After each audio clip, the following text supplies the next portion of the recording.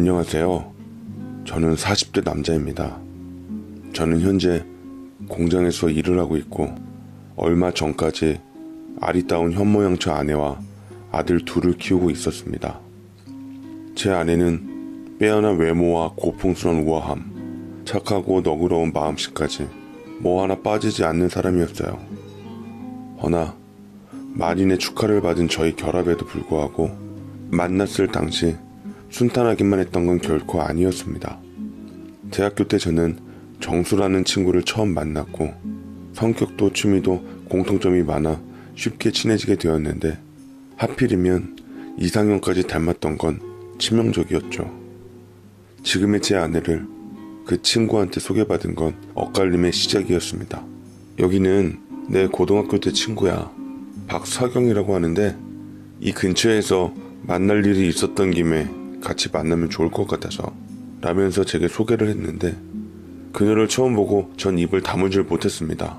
하늘에서 내려온 천사 같다는 말이 딱 맞았어요. 백옥 같은 피부에 오똑한 콧날, 배우 뺨칠 정도로 아름다웠던 그녀에게 마음을 뺏기고 말았죠. 그런데 단번에 보기에도 알았습니다. 그 친구도 그녀를 짝사랑하고 있다는 걸요. 감정을 숨길 줄 모르는 것도 나와 친구는 닮아 있었습니다. 우리는 셋이 다 같이 만나 좋은 시간을 보낼 적도 많았고 예감적으로 서로가 그녀에 대해 관심이 있다는 것을 알게 되었습니다. 그녀에게 다가가고 싶었지만 둘 다 서로의 눈치를 보고 있는 상황이었죠. 하루는 서경이가 저를 찾아왔는데 표정이 사뭇 안 좋더라고요. 미안해 갑자기. 저기 혹시 돈 좀 빌려줄 수 있어? 라며 조심스럽게 운을 뗐는데 제법 적지 않은 금액이었습니다. 사정 얘기를 들어보니 다니던 회사가 사정이 안 좋아 하루아침에 그만두게 되었는데 그녀는 집안이 넉넉치 않아 대학 자퇴 후 직장을 다니고 있었고 번 돈으로 생활비에 보태고 있었죠. 당장 엄마의 무릎 수술이 잡혔다고 해서 걱정이 이만저만이 아닌지라 저는 같이 고민하다 아버지께 부탁드렸습니다. 좋은 친구라고 하니 아버지께선 없는 자리도 만들어서 서경이에게 일자리를 만들어 주었고 그녀는 너무 고마워하더라고요. 이 일로 우리는 가까워지게 되었고 사이가 더 돈독해졌습니다. 게다가 대학 졸업 후 곧바로 아버지 회사에 들어가 일을 배워서 서경이와 가까이 있을 기회가 많았어요. 옆에서 지켜보니 더 마음이 가는 여자였습니다. 아버지는 저희가 함께 일하는 모습을 보며 은근히 말씀하시더군요. 서경이 애가 야무지고 현명해서 네 짝으로 괜히 탐이 나는구나. 집이 어려운 건 네가 채워주면 되지. 가만 보니 너도 딱 마음 있는 것 같은데 어떻게 잘해보는 건 좀 힘드냐.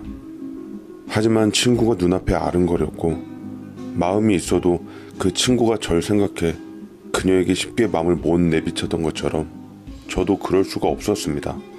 그런데 어느 회식이 있었던 날 그녀가 술 기운에 울면서 제게 기대더군요. 나 사실 네가 많이 좋아. 그리고 너도 나 좋아하지만 왜 선을 긋는 줄 알아. 성민아, 그냥 우리 아무것도 생각하지 말고 좋아하면 안 되는 거야? 그녀의 고백을 듣자니 온 세상을 다 얻은 것만 같았습니다. 마지막까지 친구가 아른거렸지만 제 선택은 우정이 아닌 사랑이었습니다. 어찌 보면 친구한테 큰 상처를 주는 일이란 걸 알면서도 제가 사랑을 선택한 이상 별 수 없었습니다. 우리가 연인 사이가 됐다고 하니 친구는 겉으로 힘겹게 웃으며 축하한다고 얘기를 했지만 한편으론 마치 하늘이 무너진 듯 충격적인 얼굴이었습니다. 그날 밤 그 친구는 취해서 저희 집 앞에 배를 끊임없이 놀랐습니다. 제가 밖으로 나오자마자 멱살을 쥐었고 선빵을 날렸습니다. 제법 아파서 저도 괜히 부하가 일어 우리는 한바탕 주먹 다짐을 하게 되었습니다. 한참을 기운을 쓴 친구는 그대로 제 옆에 누웠어요. 어쩐지 요새 서경이가 날 피한다고 생각했었는데 이런 일이 있을 줄이야. 널 소개시켜주는 것이 아니었는데 내 발등을 내가 찍은 꼴이 됐네. 미안하다. 서경이는 내가 행복하게 해줄 테니까 정말 그 애를 좋아했다면 나한테 맡겨. 편하게 보내주는 것도 사랑이야. 차라리 입을 다물걸. 그 말 한마디 더 했다가 전 몇 대 더 맞았고 친구는 묘한 말을 제게 남기더군요. 석영이가 지금 네 눈에 반짝반짝해 보이지? 아마 내가 좋아해서 더 그럴 수도 있을 거야. 내가 절대로 니들 행복하지 못하게 만들 거야. 라고 저주를 퍼붓고는 그날부터 절 떠나버렸습니다. 이후부터 친구를 만날 일은 없었습니다. 저를 의식해서인지 해마다 동창회다 뭐다 친구끼리 술자리도 피했고 한동안 자취도 없이 사라졌습니다. 없으니 속은 후련하더라고요. 자책감도 사라지고 저는 그토록 원했던 석영이와 결혼을 하게 되어 그 해에 아들까지 얻는 겹경사를 얻게 되었습니다. 저희 부모님께서도 며느리를 참 예뻐하셨고 아버지의 건강상의 이유로 사업을 저 혼자 맡은 뒤로 오히려 매출이 많이 올라가 날이 갈수록 웃음꽃이 피었습니다. 이듬해에 아들 하나를 더 안겨준 석영이는 제게 좋은 아내였고 며느리였고 엄마였습니다. 다만 처갓집이 늘상 돈 때문에 사고를 많이 치고 언제나 뒷감당을 아내한테 떠넘겼던지라 그런 골치 아픈 것만 빼고는 부족함 없이 매일매일 소중한 날들을 보내고 있었죠. 그래도 전 처갓집에게 늘 감사한 마음을 가지며 잘하려고 노력했습니다. 아내의 소중한 가족들이니 제게도 고맙고 중요한 분들이셨어요. 그럼에도 불구하고 기쁜 날만 늘 있을 수는 없었나 봅니다. 제게도 피할 수 없는 불행의 그림자가 닥쳐왔고 지나치게 무리한 사업 확장과 막대한 마케팅 비용으로 인해 저희의 사업은 한순간에 나락으로 떨어지고 말았습니다. 이 충격으로 저희 부모님도 병원에 입원하시게 되었고 저희 집은 아파트에서 단칸방으로 이사를 하게 되었어요. 두 아들들한테도 미안했고 아내에겐 더 죄인이었지만 아내는 끝까지 절 위로해 주더라고요. 괜찮아. 사람이 성공할 수도 실패할 수도 있지. 나 당신 믿어. 우리 처음부터 다시 시작하자. 라며 용기를 주는데 내가 여자 하나는 정말 끝내주게 잘 선택했다는 생각이 들어 아내를 부둥켜 안고 눈물샘이 마르질 않았습니다. 아내를 위해서 더 열심히 살아야겠다 싶었어요. 아내도 회사에 취직하고 저 역시 공장에 취직해서 하루하루 빛청산할 날을 바라며 살아가고 있는데 여태 잊고 있었던 바로 아내를 소개시켜 주었고 짝사랑했던 그 친구 정수였어요. 잘 지냈냐? 너네 결혼했다며? 그게 벌써 15년 정도나 됐네. 괜찮으면 우리 술이나 한잔하자 라며 얘기를 하는데 꺼림칙한 부분이 있었으나 그래도 친구였던지라 참 반갑더라고요. 돌이켜보자니 오래전 일이라 껄끄러운 감정도 잊혀졌으리라 생각하며 저는 친구와의 술자리에 응했습니다. 15년 만에 본 친구는 몰라보게 달라져 있었어요. 고급으로만 빼입은 채 여유가 넘쳐 흐르는 게 아니나 다를까 하던 사업이 잘 되어 제법 성공 가도를 달리고 있다더군요.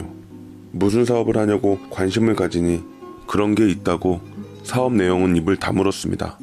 어쨌건 내심 그 친구가 마음에 걸릴 적이 있었는데 이제는 정말 잘 됐다 싶었습니다. 그간 살아온 얘기를 나누면서 허심탄회하게 예전의 감정을 풀었고 농담삼아 허허 웃으며 주고받게 되었습니다. 제 아내도 볼 겸 저희 집에서 한 잔 더 하자고 꽐라가 돼서 말하는 친구를 밤이 늦었다는 핑계로 겨우 돌려보내고는 초라해져 버린 제 심정을 감추기도 했죠. 저는 집에 돌아와서 아내에게 그 친구를 만나 훈훈하게 풀었다 했더니 아내의 반응이 생각보다 이상하더군요. 그 친구 만나지 마. 괜히 껄끄럽잖아. 당신은 예전에 나 짝사랑한 남자랑 같이 술을 마시고 싶어? 왜, 다 지난 일이잖아. 추억할 거리도 있고 좋지 뭐. 근데 그 녀석 엄청 성공했더라. 농담삼아 잘 살았던 나한테 널 뺏겨 이악 물고 돈 벌어 성공했다고 고맙다고 능청스럽게 얘기하는데 녀석이 당신을 좋아하긴 많이 좋아했나 봐. 됐어. 그 얘긴 그만해. 웬만하면 그 친구 만나지 마. 날 싫으니까. 아, 참. 근데 당신 혹시 가진 돈 좀 있어? 말하다 말고 대뜸 가진 돈이 있냐는 아내의 말에 절로 한숨이 나오더라고요. 가진 돈은 왜? 혹시 너 저번에 아버지가 지주택 분양권 사기당했다고 했잖아. 당장 메꿔놓은 것 같더니만 이제 와서 빚쟁이들이 쫓아오고 난리가 났다나 봐. 아, 우리 형편도 지금 그런데 혹시 돈 좀 없겠지? 저는 아내에게 돈을 못해줘 미안하단 말을 건넸고 알겠다며 등을 돌린 아내와는 그 일로 인해 추후 어떤 일이 다가올지 감히 상상도 하지 못했습니다. 아내의 만류에도 불구하고 저는 그 친구와 자주 만났고 옛 우정을 회복하기 위해 노력했어요. 제 어려운 사정을 알고 밥값, 술값을 턱턱 내는데 미안하기도 하고 고맙기도 했습니다.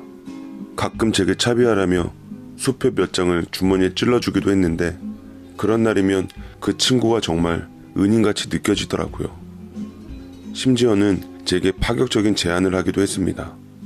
이번에 전세 만기인 아파트 한 채 있는데 너희 가족 그곳에 가서 살래? 라고 얘기를 하는데 저는 행여 폐가 될까봐 손사래를 쳐서 괜찮다고 했지만 친구는 계속 저를 설득하더라고요. 매달 나가는 월세도 부담스럽고 고생하는 아이들을 보며 눈 딱 감고 호의를 받아들이게 되었습니다.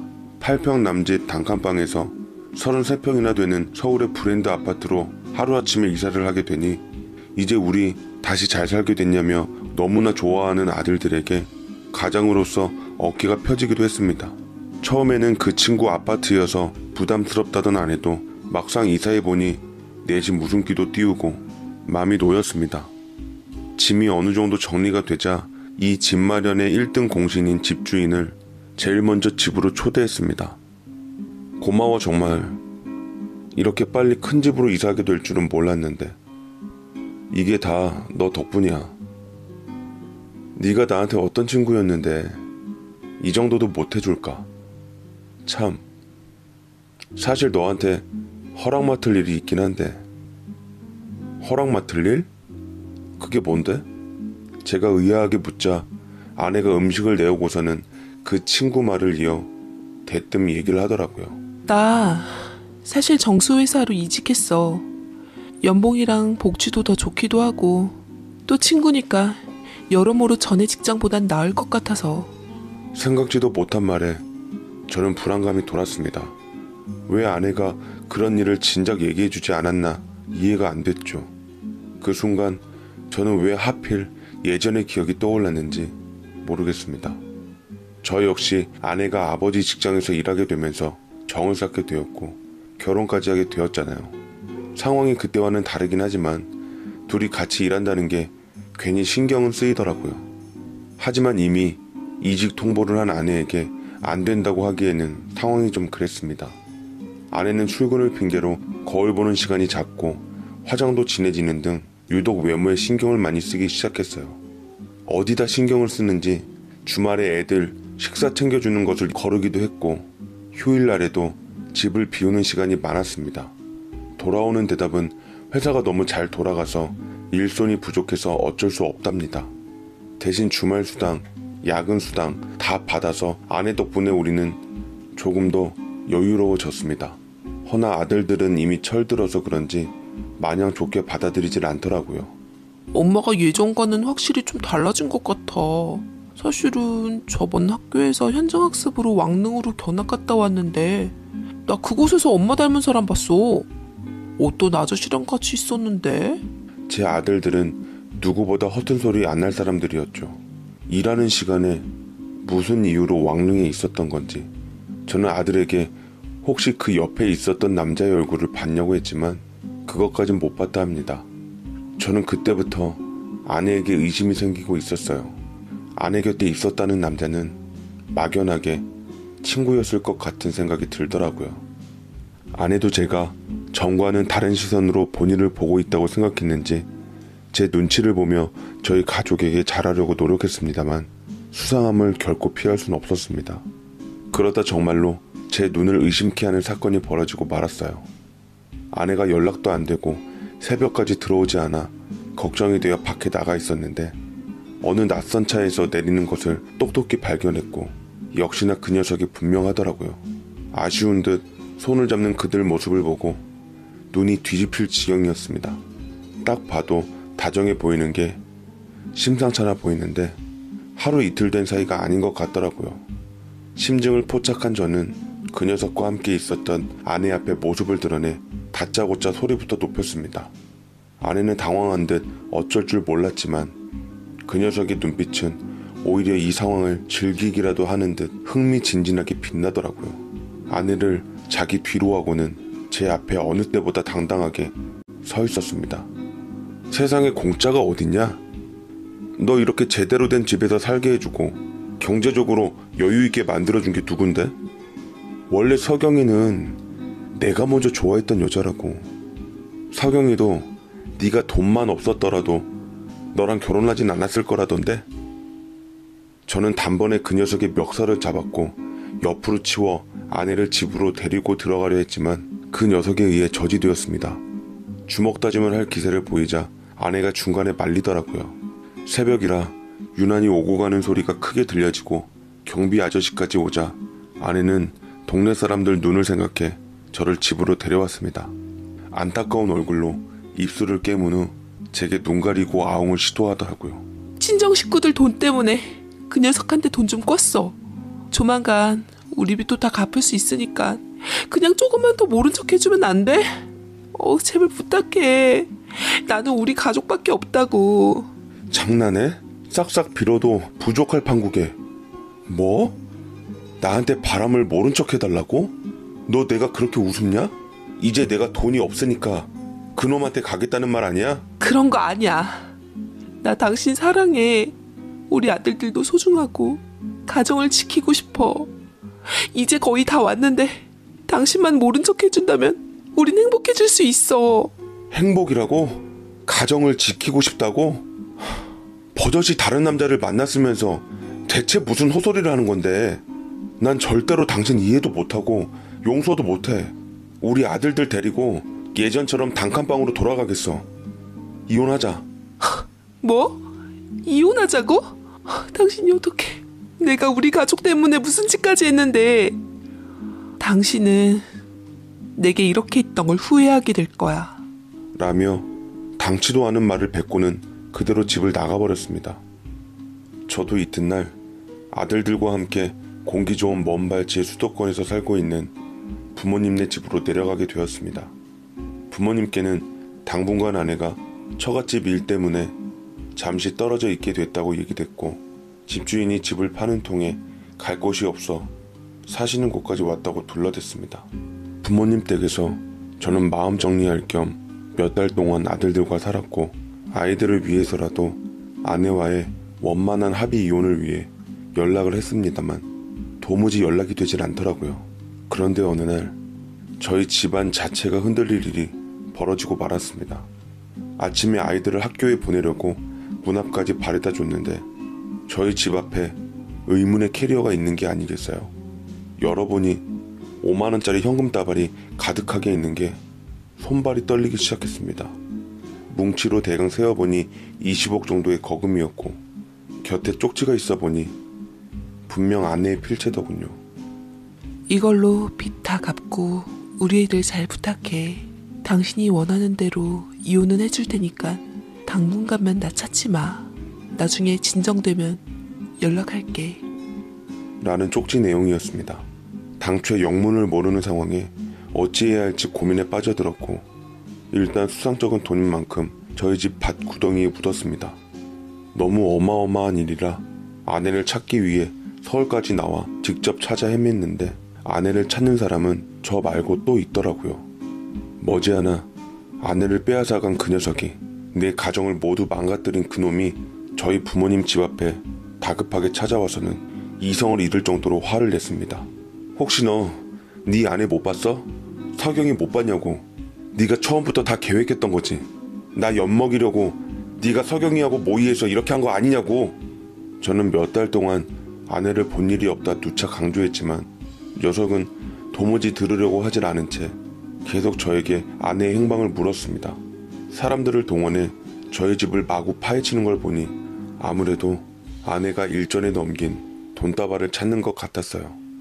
계속 이러면 경찰에 신고하겠다고 말하자 녀석은 주춤거렸고 무슨 수를 동원해도 아내에 대한 것을 찾을 수 없으니 잔뜩 욕설만 해대고 가더라고요. 저는 판단 끝에 결국 경찰에 신고하고야 말았고 캐리어에 있는 돈은 모두 조사 대상이 되었습니다. 그리고 며칠 후 그 녀석이 경찰에 검거되었다는 소식을 듣게 되었어요. 더불어 아내도 마찬가지였고요. 아내가 알게 모르게 걱정되었는데 오히려 눈앞에 일이 나타나니 다행이다 싶었습니다. 아내는 저를 보고 바들바들 떠는데 이토록 여린 여자가 어떻게 그리 강큰 짓을 했는지 혀를 내둘렀습니다. 전후 상황을 듣고 보니 놀라움은 더했지요. 그 녀석의 사업이 불법적인 부분이 있었는데 가까이서 같이 일한 아내가 이를 눈치채고는 그놈의 마음을 이용해 집안을 드나들었다가 금고에 있던 거액의 돈을 빼돌렸던 겁니다. 그리고 제게 거액의 그 돈을 넘겼던 거죠. 저희 신고로 인해 둘 다 경찰에게 잡혀 들어가게 되었고 돌이킬 수 없는 결과를 낳게 되었습니다. 후에 제 아내의 면회를 갔을 때 아내가 울면서 말을 하더라고요. 미안해 여보. 그냥 돈이 많이 필요해서 그랬어. 우리 진정도 잘 살게 해주고 싶었고 우리도 다시 예전처럼 돌아가길 바래서 그랬던 건데 내 생각이 짧았어. 정말 미안해. 라고 후회 짙은 말을 하는데 어리석은 아내 앞에서 어떤 말을 해야 할지 머리가 새하얘졌습니다. 하도 기가 막히고 어이가 없어서 아내를 어떻게 받아들여야 할지, 어떻게 아이들에게 엄마의 일을 설명해 줘야 할지 모르겠지만 오랜 고민의 시간을 보낸 끝에 나온 결론은 역시 아내를 다시 받아들일 순 없을 것 같다는 것이었습니다. 어쩌면 친구가 좋아했던 여자를 가로챈 버린지도 모르죠.